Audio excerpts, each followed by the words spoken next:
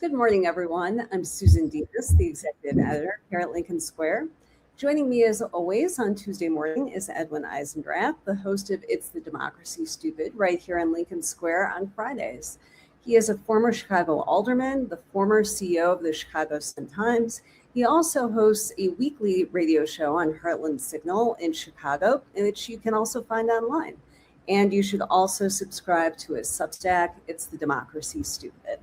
Edwin, thanks for being here. Hi, Susan. Well, we had a pretty depressing week with the Supreme Court last week. A lot of really crucial decisions. More are on the way as the court wraps up this term. But the big headline was this court just handed Donald Trump his immigration agenda, racism and all. And I guess the question is, Edwin, where do we go from here? This session, you have to take this decision and what they did with Calais and then the appeal on the Alabama maps together. In both cases, the court ignored the factual record, ignored the intent of the law. So they spurned both their lower courts and Congress in order to declare that the motive of something doesn't matter. In both cases, they were given a factual record that said these decisions, both the maps and the TPS termination, were based on racial animus. This is what the lower courts found in both cases. And they said that doesn't matter. That motive doesn't matter. And the outcomes don't matter. It doesn't matter that the outcome is going to be to send people back to a place that's dangerous. It doesn't matter that the outcome is going to be maps that disenfranchise Black people. This is what they said in both cases. So if you take it out of the context of race, where they clearly are wearing white robes instead of black ones, if you take it out of that context, you might say, I might be able to go to a court and say, look, Judge, I know that I hated this guy. And I know everybody knows I hated this guy. And I know you caught me standing over the body with a gun pointed at the body, right? But outcomes don't matter. And intent doesn't matter anymore. So good luck in convicting me, because that's what they've just done. So they've damaged the rule of law. They've damaged our American society. They've once again undermined their own credibility in order to have a racist outcome that favors Donald Trump and those interests in the government. It is despicable. The good news is that America has moved in a different direction. You know what? And one more point on this, because they have another case they haven't decided yet, but they will. Right. And it's one that is going to give Donald Trump the ability to fire people in independent boards, right? It's one more sense of this sort of unitary executive BS that they have here, that the president is a king. Right. So when they finish this, John Roberts and his gang will have allowed this administration to undermine the institutions of this country, whether they are the Department of Education, which Congress enacted into law, but they fired everybody and they seem to be okay with that. Independent boards and commissions, never mind, they've allowed that. They've turned a blind eye to Pete Hegseth undermining our military by firing all kinds of people, principally women and Black leaders in the military. So by allowing all these institutions to be undermined, here's the good news, Susan, and it is really good news. John Roberts does not have a high ground to stand on when we get the chance to say, you know what, John, your institution is next. Mm-hmm. You let all the other ones change, we're changing yours. And we're going to do it on day one. I was really struck by the fact that the court... Forgive me, I'm not mad at him or anything. Yeah. I was struck by the court, the 6-3 extremely conservative majority just completely ignored Donald Trump's record of complete gutter racism, calling these countries shithole countries, all of the disgusting things that he said about Somali Americans just in the last few months. I mean, they pretended like there was a different guy in the Oval Office so they could get to this conclusion. And, I couldn't help but think back to all of the quaint debates that we had in the media with pundits and with journalists during Donald Trump's first term, And when he was running the first time, remember all the debates, is Donald Trump really racist? What's really in his heart? All of that. I mean, what a ridiculously dumb exercise we all went through, because he sits there in the Oval Office every day and he says, yes, that's right, I'm completely racist. I want a white America. Deal with it. And this Supreme Court said, great job, Donald, let's do it.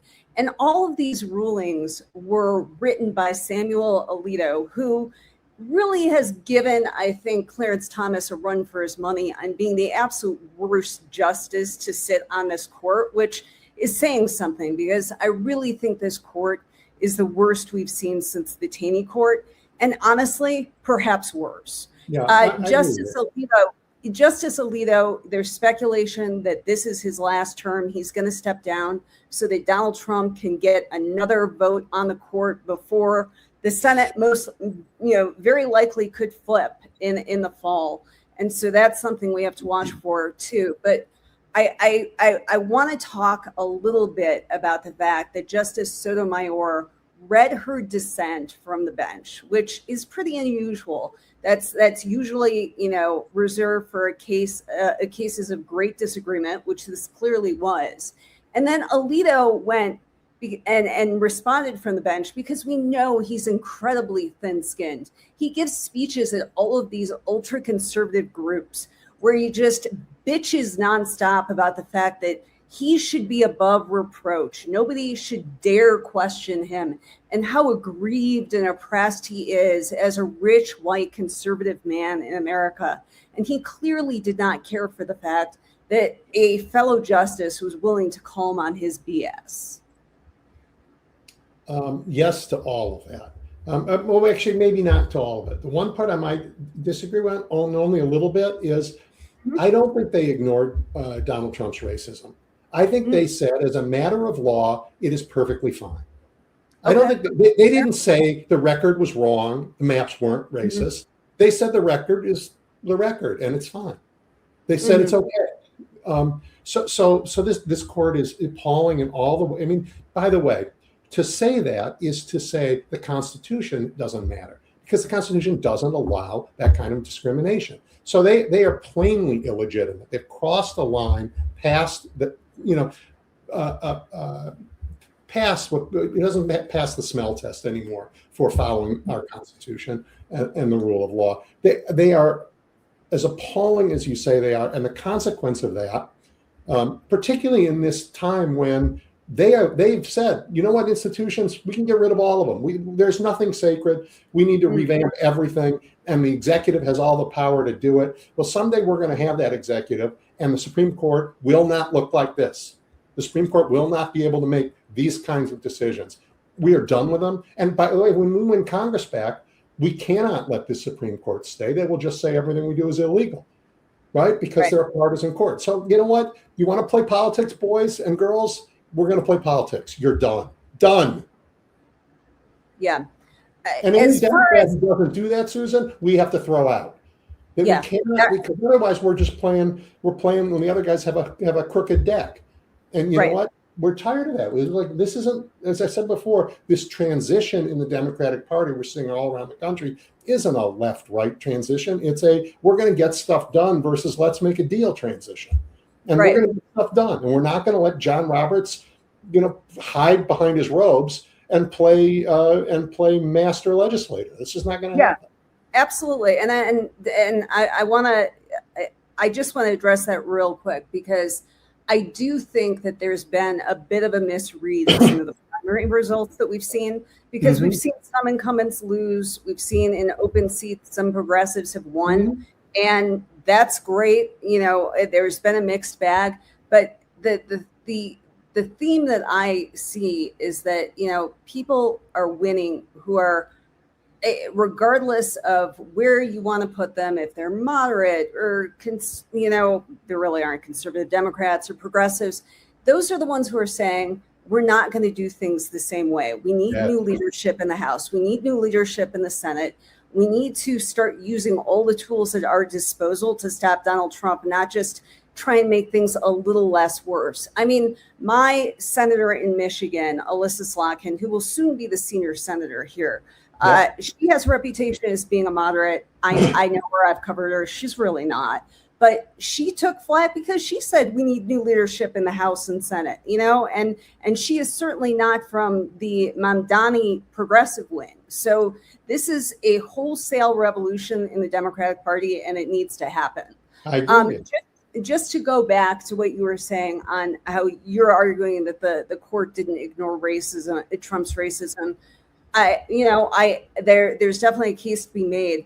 I do see that this court has been too cute by a half on a lot of things. If you look at the Calais decision, the Alabama decision that also came down last week, they want to pretend that we live in this wonderful world where racism doesn't exist, where everything's been solved since the Jim Crow era, since slavery. And a lot of their decisions, I think, rest on this ridiculous notion where they ignore the realities on the ground, and to justify the fact that they can do a wholesale disenfranchisement of Black Americans, especially in the South in this country, and where we can kick out people with protected status, like Haitians, who came to this country under duress just because of gutter racism, but they have a fig leaf to cover it up. I agree. I mean, so on the Calais decision, the decision they wrote said the Voting Rights Act still stands. And a week or 2 weeks later, judges said, okay, we'll apply the new standards you're telling us we have to apply to these maps in Alabama. And those judges were two Trump appointees. They applied the standards and they said, yep, this map is still illegal. It doesn't, even with the new court's standards, as long as there is a Voting Rights Act, this is plainly and obviously a racist map. We can't use it. And the Supreme Court hurried up to take that case and said, doesn't matter that we're near an election. You have to use these maps. So they lied in their opinion. It is really only about an outcome they wanted to get, and they got. And by the way, in the TPS decision there were two parts really that were shocking. One was they said the racial animus, who cares, right? Right, we don't care about that. But the other part was they expanded once again the executive power. Because they said we justices have nothing to say about how this decision was made. It doesn't matter that the law says you have to consult other agencies to see if it's still dangerous to send people back, and they didn't do it. That's what the law says they have to do it. And the judges said, no, we don't have the power to do that because the executive branch can do whatever it wants. So we know where they are. This change you talked about a minute ago that's happening in the Democratic Party, I'm sorry, it's happening to the whole country. This isn't a Democrat Republican. The country is changing on this. We hate what we see. We know that that the worst president, I said this the other day and it flew on social media. It took 250 years to get a president this bad. Yeah. It took a long time to finally get a president this terrible. And the results we feel it every day. And Americans are sick of it. And the Supreme Court says, oh no, he needs more power. He doesn't have enough power. Oh no, he can't be held accountable. What do you mean hold him accountable? You hold him accountable when you throw him out of office. Okay, Judge, we heard you. We're throwing him out of office. And everybody supported him. They got to go. It's amazing. Joe Biden didn't have the power to take on student loan debt, but this president has the power to do everything. Everything. Take us to war, negotiate a peace treaty. Well, he has the power. He doesn't have the skill. Right. He doesn't have the talent. Those idiots that he keeps sending around the world to negotiate big things are failing left and right. Oh, wait, except they got a deal in Kazakhstan that turns out to benefit Trump's kids. There you are. Right. That's what they do. Yeah. So we should know we are taping this on Monday. It's a holiday week. And so there are a couple pending decisions this week, very crucial ones with mail-in voting. There's a Republican challenge there. There's also the challenge to birthright citizenship and the 15th Amendment. And I know that trying to predict things is a pundit's folly, but I will go out on a limb after watching this court for the last, in various forms for over, a couple decades now. I think that these completely horrific immigration decisions last week primed the pump for the fact that even this court isn't willing to nullify the 15th Amendment. Birthright citizenship is going to stand. You'll have some really bitchy dissents from Alito and from Clarence Thomas, but they're going to probably uphold that one. And that will be the great decision so that pundits can say, see, this court isn't that terrible. They upheld the law. Stop complaining. You don't need to expand the court and do all these radical things that Democrats want to do. Yes, but I was talking to Adam Klasfeld, who's a very good reporter on these legal. He reminded All Rise News covers the depth. He reminded me that this is the second time the Supreme Court has heard this case. The first time they heard it, because the courts had issued an injunction to say you can't do this, and so Trump administration went there, and the court said universal injunctions cannot ever be used against this administration. They got rid of the idea of universal injunctions. So they already won this case. They won something huge in this case. Yeah. So now they may not win everything. They may not actually be allowed to throw out the Constitution. That's tough. I mean, the plain meaning is so clear. Although you can't count on anything with these guys. But they won a lot already on this. Oh yeah. Right. I mean, this court ended the injunctions. Now they may. Yeah. And in the meantime, they are trying to reverse citizenship for people here. Yes. I mean, Stephen Miller went out there last week and said birthright citizenship has to end one way or another. Yeah. So what has to end one way or another is the Trump administration. And Stephen Miller being in power. Yeah. Because he really is just the epicenter of evil in that administration.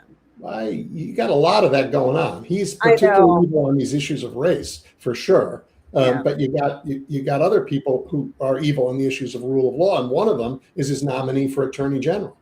Right, Todd Blanche, who is Trump's personal attorney, met with Ghislaine Maxwell a year ago, and most likely helped facilitate her, transfer to a minimum security prison where she gets to do yoga and all those fun things. Never dog, yeah. Yeah. Remember, he led a meeting in the Situation Room. And what was the national security issue that led him to lead this meeting in the Situation Room? It was, how do we protect Donald Trump from what's in the Epstein files? Right. Because Donald Trump is all over the Epstein files. He was a great friend of Jeffrey Epstein. And Todd Blanche, has been. Who knows what else? Well, yeah. We know he was a friend of Epstein's. We don't know what else. And, we don't know about whether he was involved in any of the abuse of young women. We don't know about his role in any of the money laundering. We don't know because they're sitting on the files. Right. And they violate the law each and every day, which actually the courts did rule on last week as well, because there was bipartisan legislation that passed last fall. Donald Trump signed it, and it said the release of all the Epstein files has to happen just with redactions for the victims. As we saw, the victims' names were all over the place. Perpetrators got protected, and they released probably half the files. And then Todd Blanche said, that's it. That's all you're getting. And now he is primed to be Donald Trump's attorney general. And I say that not because that is the traditional role of the attorney general. Attorneys general are supposed to be independent, but not in Donald Trump's administration. In Donald Trump's administration, Todd Blanche is continuing his long career as Donald Trump's lawyer. There's now pleading before the New York bar to strip him of his license. That'll take a while, but the complaint is very detailed, and it talks about his role in the Epstein files, his corrupt role in creating the slush fund and the immunity. There was one other in there, it slips my mind, but there's a lot of evidence about his lack of clarity is polite to say, like, okay, wait a minute, you're on the side of the government, but you're on the side of the president, and they sue each other, and you're in the middle of that. That's, you know, as a lawyer, you can't be on both sides of a case, but he is apparently on both sides, or only on one side, really, and it's not ours. Yeah. So what do you think is going to happen here with this confirmation process, Edwin? We know that he needs every vote on the Judiciary Committee. I was a little surprised to see Tom Tillis, who is retiring, say that he's inclined to support Todd Blanche. He got an endorsement from Bill Barr, one of the attorneys general under Trump during his first administration, who broke with him on a lot of aspects about January 6th. But he said, Todd Blanche will be independent. Go ahead and confirm him. So what kind of odds would you place on Republicans giving him the green light? Well, first, you can't say Bill Barr without me reminding everybody Bill Barr lied about the Mueller report. He took the report from Mueller. He delayed its release until he could issue lying press releases and press conferences to cover Trump's ass. So, and got the headlines that the administration wanted. Yeah. So Bill Barr is not credible, even if he tried to, you know, to put a little bit of space there to make himself look like he wasn't a January 6th insurrectionist. I mean, that is a very low bar. I think we have a better shot at stopping him in the committee than in the full Senate because of the makeup of the committee. But, you know, if Tillis caves, that makes it very tough. Very tough. And I don't know why he would. I really don't know why he would. But, you know, those country club ties, man, they pull you. They pull you. I don't know how these men do it, how they have such courage to ever get off the, you know, ninth tee with their martini in hand. I don't know how they can, you know, that's where they are. Yeah. Well, we'll have to see. That is a big story that we'll obviously be following this week on Lincoln Square. I did want to talk about something you raised earlier about Trump's sons doing another questionable deal, this time in Kazakhstan. We talked, I believe, last week about Jared Kushner and Ivanka, their dealings in Albania, and how there have just been an overflow of protests on the streets about the level of corruption there. But I thought it was very interesting, Edwin, because during Trump's first term, you know, we saw the Trump sons, Beavis and Butthead, were everywhere. And, you know, they were all over social media and defending their dad and, you know, pardon me, but swinging their dicks around. They've been a lot quieter this time because they figured out that being quiet and just doing all sorts of crypto deals and deals in the arms industry, are a much better way to go so that they can become billionaires like their dad has. Off of the weight of the presidency. I've said this before. I hope the whole country becomes familiar with the word disgorgement, because after, you know, again, when we hold them accountable, they're going to have to be forced to give up their ill-gotten gains. They're just going to have to be forced to do it. We're going to take it from them, which we have the right to do. They're corrupt gains. And by the way, just so people understand this, one of the reasons why we hate government corruption is it costs all of us. All of us. That money is coming. America could make a better deal if the deal didn't include a tax that goes to the Trump family, right? Absolutely. It would be a better deal for America. That's why it hurts every single one of us when they corruptly line their pockets. When Donald Trump says, we don't have the money for Medicare and child care and health care, that's because he and his family are siphoning off billions of dollars. That's one of the reasons. Sure. Another reason is he just doesn't know how to run the government very well. No, he's just terrible. So I mean, Americans, one corruption story runs after another. I think the thing that Americans know about Donald Trump is he's a corrupt lining his own pocket. Some people will forgive him for it because I don't know why.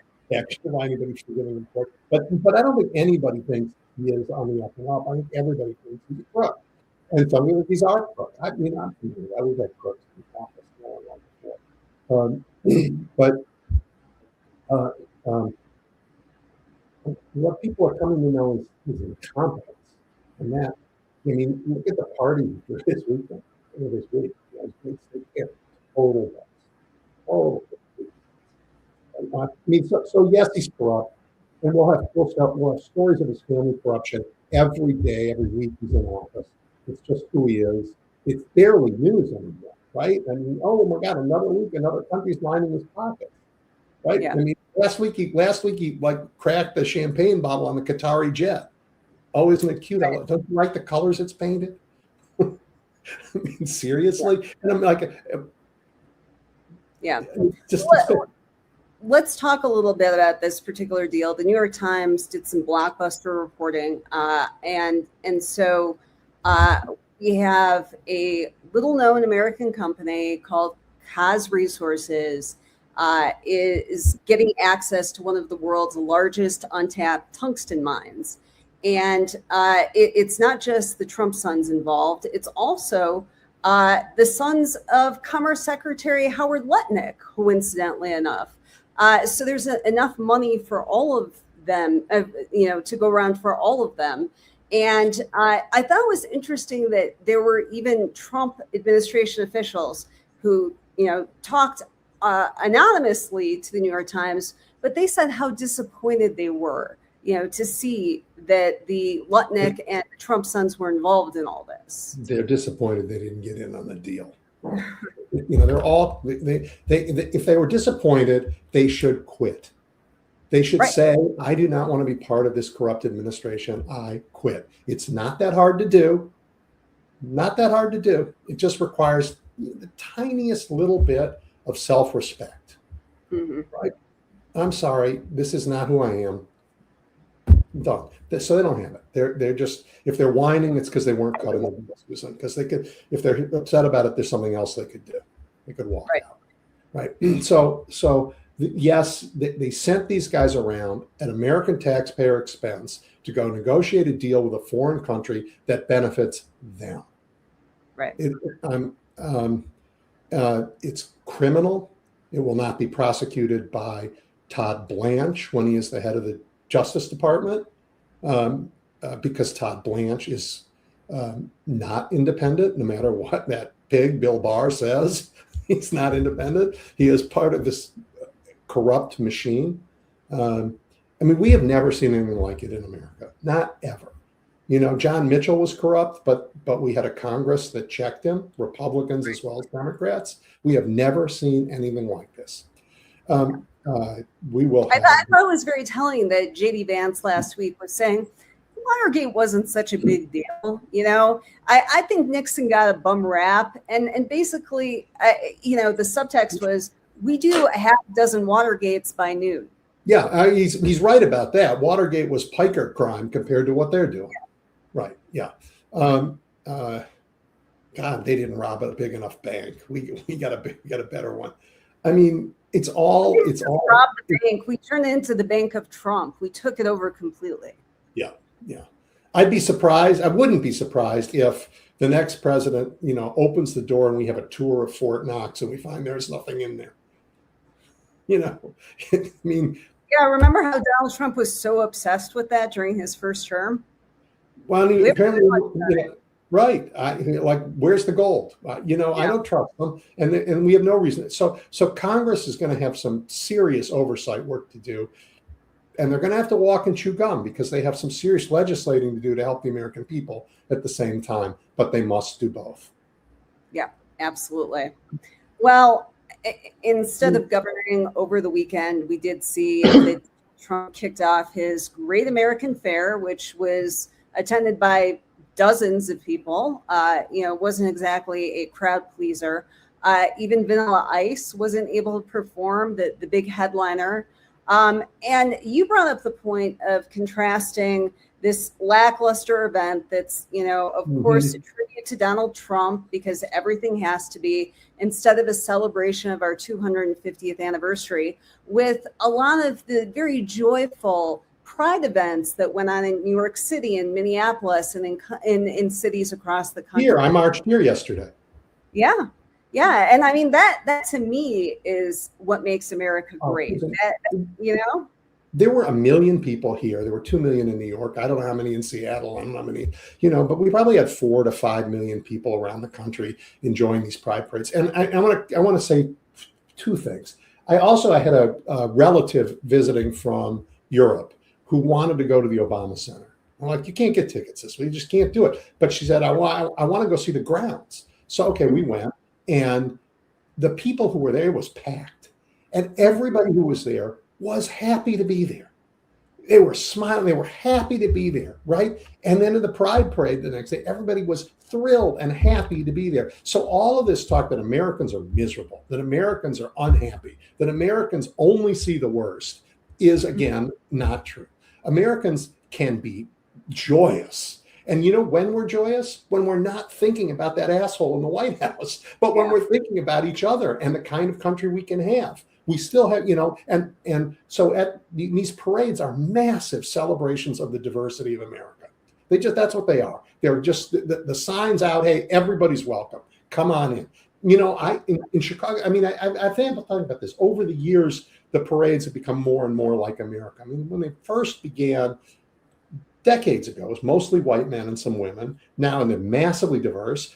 I saw people in headscarves at this one, which I hadn't seen before. It is more and more like America and happy, joyous. Here we all are together. So millions of people celebrating us. Not just, by the way, it's LGBTQ pride, but it's celebrating all of us. A country that accepts each other, that takes pride in each other, that enjoys being in a country with each other. Right, that is just a fabulous thing, and we didn't get here easily. It took a lot to get here. We can talk about that too. But and then you contrast that with the armed encampment that is our national mall, and the half a dozen people who are showing up there like what are we doing? Why are we here? The last time we came here to storm the Capitol. Now we just got to stand around and we can't even do that anymore. You can't even go to the reflecting pool. There are armed guards everywhere. It's a ridiculous scene. Yeah, ridiculous scene. So Donald Trump makes everybody unhappy. People aren't happy. When we think about him, we talk about him, we see the pillaging of our nation, and it's disgusting, right? And that's on the one hand. And he'd like us to think that's all we can ever do. We're helpless. We're going to be miserable. He's going to be rich. And we have nothing to say about it. And the Supreme Court says, yeah. Well, you know what? Okay, that's a lot of power to make everybody unhappy. Then you go out and you're with 1 million of your best friends, 1 million, right? And everybody is happy. And they're happy because they don't have to pay any attention to that. They're happy because we can be a better place and we demonstrate it together. 2 million people in New York, 1 million people in Chicago. Seattle was packed. I don't know what other cities had them this week. In huge crowds celebrating us. And that is a thing that Donald Trump can never do. It's a thing he can never participate in because he doesn't view himself that way. He doesn't view us that way. It's a fundamental break. And so that's what forms our politics these days. We are going to be joyfully taking our government back, making it work for us, and holding these felons accountable. Yeah. Well, the theme of the parade in New York was for all of us, and that was drawn from Marsha P. Johnson's quote, "There is no pride for some of us without liberation for all of us." Mm-hmm. And I think that really encapsulates not just the event in New York, but the events across the country. And, the event in New York, I think it took on particular significance this year. It's the 57th annual parade. They marched down to the Stonewall Inn, which months ago the Trump administration, removed the pride flag from, and activists put it back. They're literally trying to erase the beauty and diversity of our history, the progress that we've made in this country, whether it's reversing our immigration policy, reversing the Voting Rights Act, or taking down a pride flag to tell people that they don't belong. And the American public isn't having it.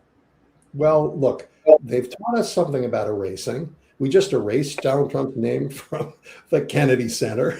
We're going to be erasing it from more places, Okay, I get it. We don't think we're so stupid we can't learn. Like his name is coming off everything, along with a gold plate, and we're going to return it to the American people where it belongs. Like, Yeah. Our history is our history, and tin pot dictators always tell you what to think about the past. If he builds that dumb Arc de Trump that he wants, we'll tear it down like the statues of Lenin and of Saddam Hussein, and it'll be a great day. Well, you know what I think I've told you this. I hope he builds it because we will get rid of the federal deficit. Can you imagine the state fair if everybody gets, for $10, you get to take a sledgehammer and hit it until it's gone? I mean, there will be a line from DC to San Francisco and back for to be able to swing that sledgehammer. That's a great idea. What fun we will have. Yes. I can't wait for that day to come. Yep. One way or another. Well, this is why we celebrate the 4th of July. The things we're talking about here. We are free to tell a president to fuck off. That is, you know what? He'll arrest us for that. He'll say, "Oh, well, you're looking at seashells. You're a criminal." Right? Whatever that is, and seriously, he's hurting people. Their administration just sentenced somebody to 100 years for something that went amiss in a protest against ICE. 100-year sentence. While the January 6ers got very small sentences compared to that, and then pardoned. So these are really serious problems we're facing, but our history is full of overcoming those problems, of fighting and overcoming those problems, and doing so with joy, and being proud of the work that we've done to make the progress we've made, and be proud of the people who've been there in those fights. And we should not ever forget them. And there are lots in our history, in labor, in civil rights, in women's rights, in gay rights, but also in building a fairer economy, which we need to redo because this court and many years of bad policy have moved in the wrong direction. We need to redo it, but we have to trust each other a little bit and go to work and not let these guys tell us to hate each other. Yeah. Well, let's end on this note that you wrote about last week on what we actually should celebrate on July 4th. And to your point, it took us 250 years to have a president this bad. Donald Trump really was the kind of president that our founders warned against. But, we cannot allow him to erase the history of civil rights with everything that we have fought for and everything that we will continue to fight for. Yeah, I mean, I had wrote this piece. I thought a lot about it. We're celebrating, everybody knows this, we're celebrating the Declaration of Independence. We didn't really have a nation, as you understand it, bound by law until we had the Constitution. And that was, more than a decade later. But we celebrate the Declaration of Independence. And we celebrate, in particular, the parts of it that anybody can quote are the parts that say all are created equal, right? I mean, it's a long declaration, but Americans know that part of it, right? We hold these truths to be self-evident, that all men are created equal and endowed with certain unalienable rights, right? Life, liberty, and the pursuit of happiness. That's what Americans know. It turns out that lots of countries in the 1960s, the end of the colonial era, said pretty much the same thing and celebrated their independence. We're different. And it's more baked into our DNA than it is any people in the world, in part because it wasn't true. In part because groups had to actually fight to make it true. And I started this piece with the Battle of Blair Mountain, where labor organizers and the United Mine Workers tried to free a county jail guard, a sheriff who was on their side. And so the town arrested him. And they marched over this mountain. And the president called out the U.S. Army to take him to go after him. And it was the biggest domestic battle we've ever had. Well, outside of the Civil War. I mean, but, and they went after the first time the Air Force was ever used against Americans. And they lost, but it set in place, a light that they followed. And you think about the suffrage movement and what people went through for 100 years to try and get women the right to vote. And then you think, well, no bad, none in our history has been like the Black Americans from being, dragged here in this institution of chattel slavery. And chattel slavery and the 4th of July were invented the same. Our country and chattel slavery were invented the same. And the founders, Susan, they knew they could not both survive. They said so at the time, right? We had the Civil War was the choosing moment, but then we didn't get equality. We fought another 100 years in order to get the Voting Rights Act we found out it's just but you can't put the genie back in the pot, because the fight for equality made us believe the promise that we, it was a fight. It's the fact that it took this long and became such a part of our DNA that we are a people of that promise. We are people that tries to live up to that promise. And it's been one group after the next, the longest one being the fight for freedom in the African American community. I mean, I want to say a bit about Native Americans, which I didn't write about. They actually have a different path, but they were treated as a separate nation, a hostile nation. It's all that their path towards full participation in American society is actually more recent because there was a separation in most history. They were treated abominably. Oh my God!